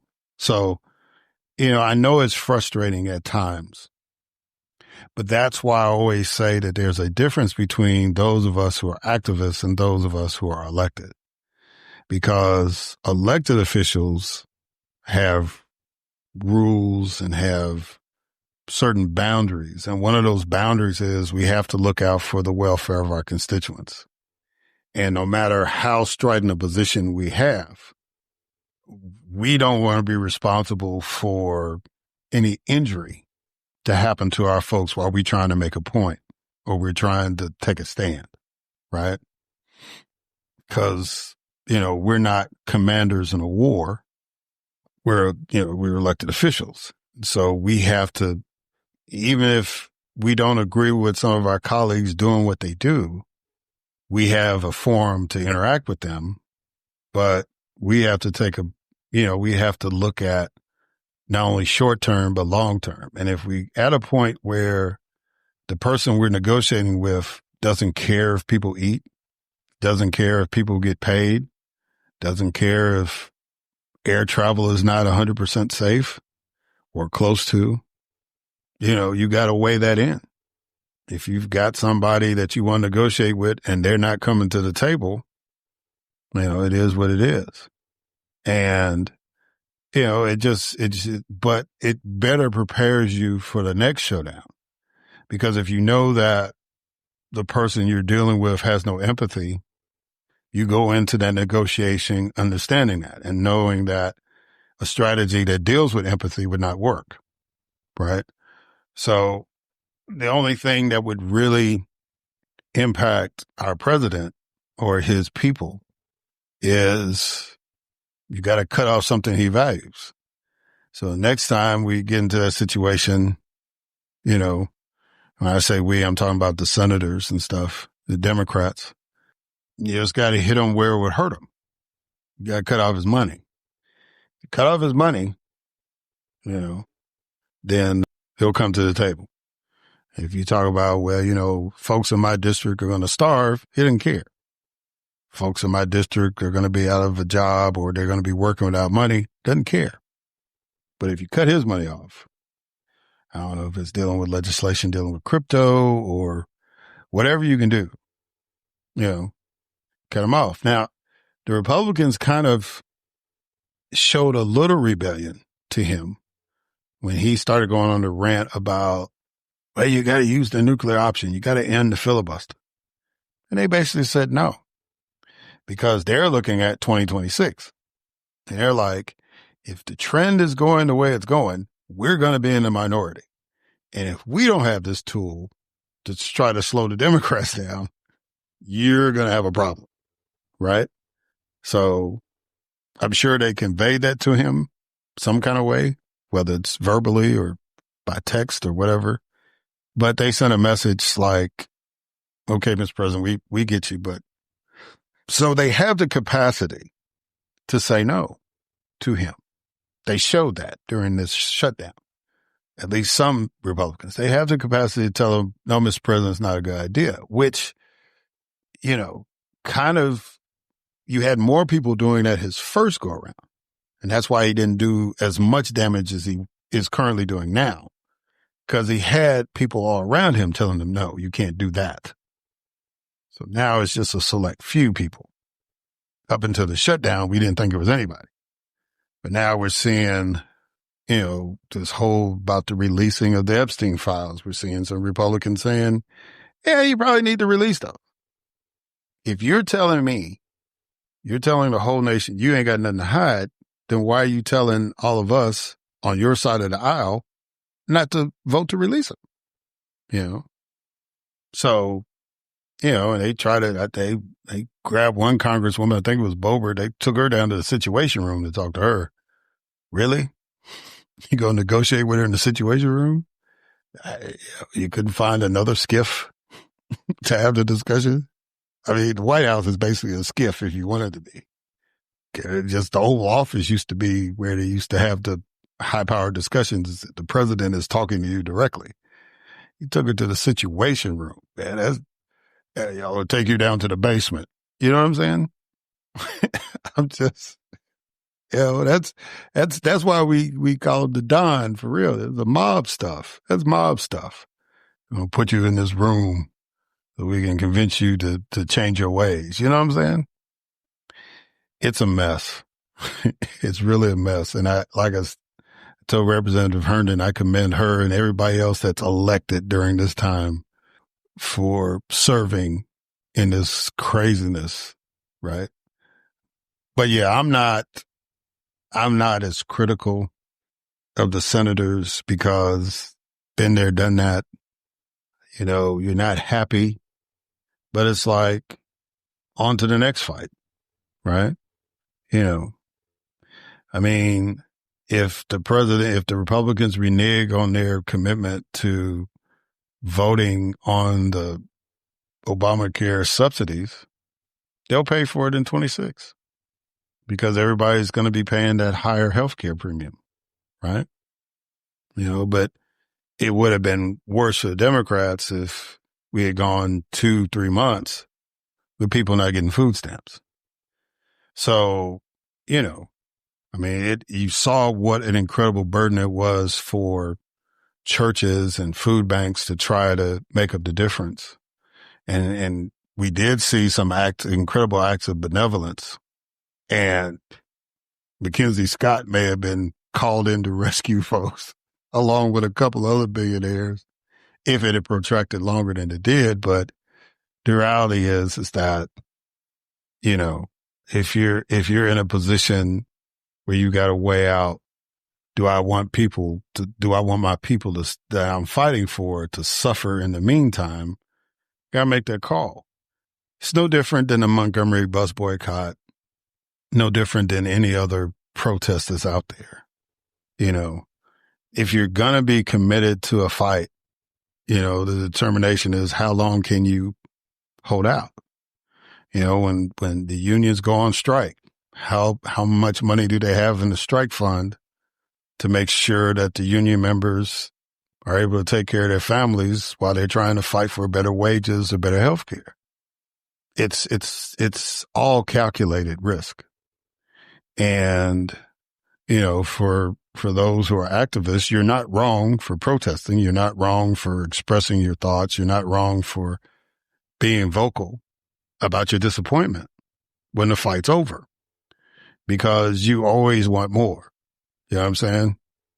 Again, as a sports fan, the Bears or the Bulls or score last minute points. Cubs or the White Sox win a game in the ninth inning at the last at bat. Okay, we won. You know what I'm saying? Would I have liked to have a comfortable margin every game? Yes. But there's some games where you're going to have to fight to the end. It's not going to be an ideal situation every time. So, I think that the American people have been exposed to the truth about the Republicans. And I think they've kind of made up their mind how they feel about it, because you saw those elections that just recently happened and the results. And I think that's going to carry over into 26, barring something crazy that the Democrats do between now and then, right?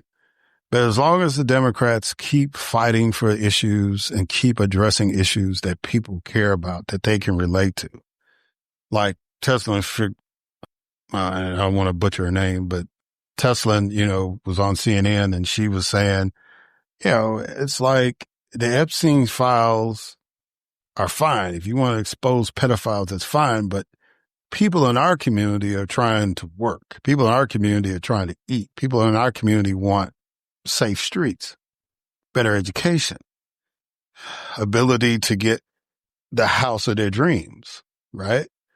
So how are you going to handle that? And that's where the Democrats need to focus their energy on, to be just as passionate about those issues. And as long as they can, that's why Mamdani won. That's why Spanberger won. That's why Cheryl won. Because in their respective elections, in their respective communities, they addressed the issues that the people in those communities cared about. And they believe, the citizens believe, that they were the candidates that were going to carry that out if they were elected. And so they voted for them, right? And that's really how this works. You got to vote for the people that you believe are going to make our lives, not just my individual life, our collective lives, our community, our state, our nation better, right?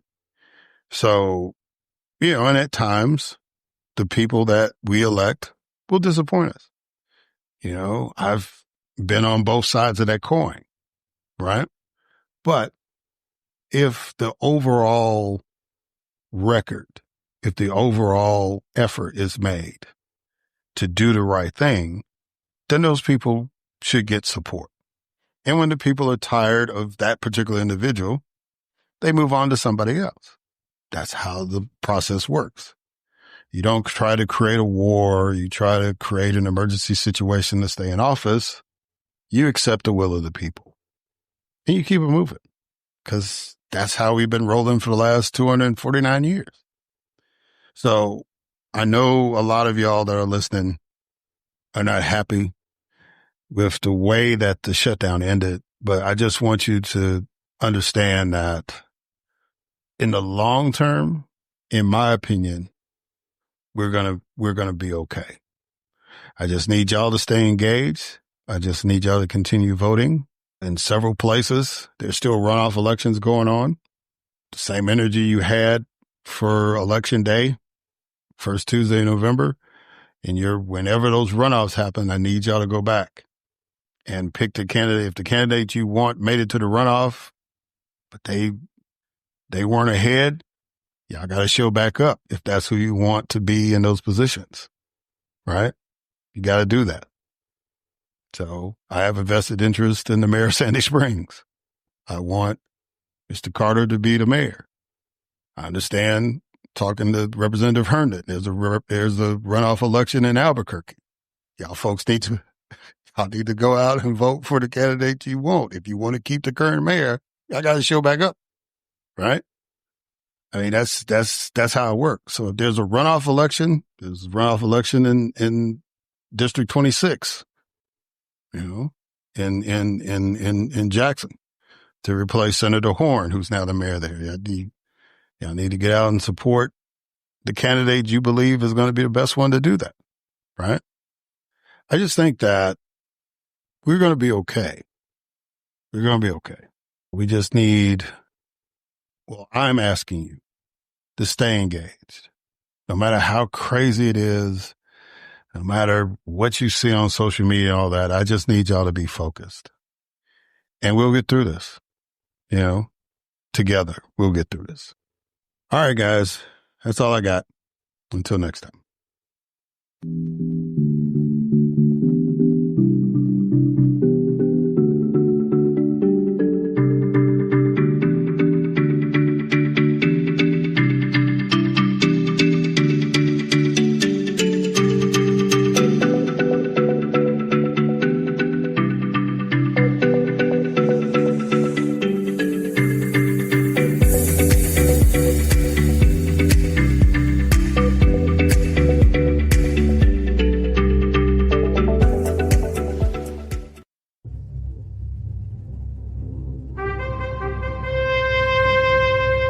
NBG Podcast Network.